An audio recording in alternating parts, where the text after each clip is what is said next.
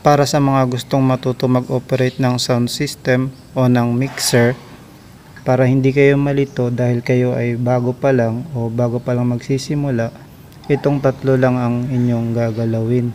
Tapos yung volume knob ay volume fader din. Itong high, mid, low.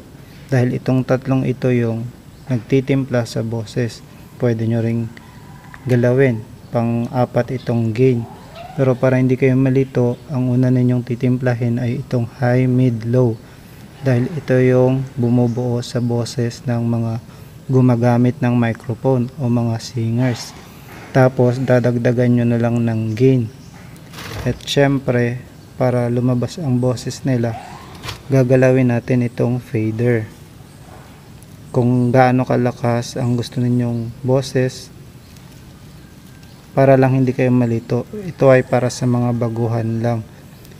Sa mga matatagal na ang technician o soundman, operator ng mga sound system, syempre alam niyo ito na basic lang itong. Kasi kung iisipin natin, kung titignan natin yung kabuuan ng mixer para sa mga hindi pa marunong mag-operate o sa mga baguhan, ang kadalasan nilang iniisip ay paano nila gagalawin o paano i-operate ang mixer. Ang dami-daming knobs, ang daming volume, ang daming fader. Paano nila gagalawin yan? Paano mapapatunog? Pero basically, bawat linya, kaya may guhit, yan siya, divide. Itong linya na to ay para dito sa isang linya.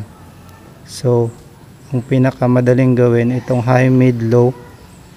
Kung basic lang naman din ang output ng speaker natin, itong fan dapat nasa gitna. Kung dalawa left right ang ating speaker, gagalawin lang natin ito kung nasa kabila lang yung ating gustong patunugin.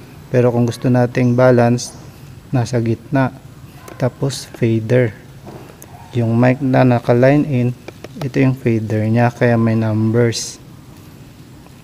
Muli mga kamix, itong mga sinasabi ko ay para sa mga baguhan o para sa mga gustong matuto mag-operate ng sound system o ng mixer, sa mga gustong matuto lang na basic lang itong information na ito.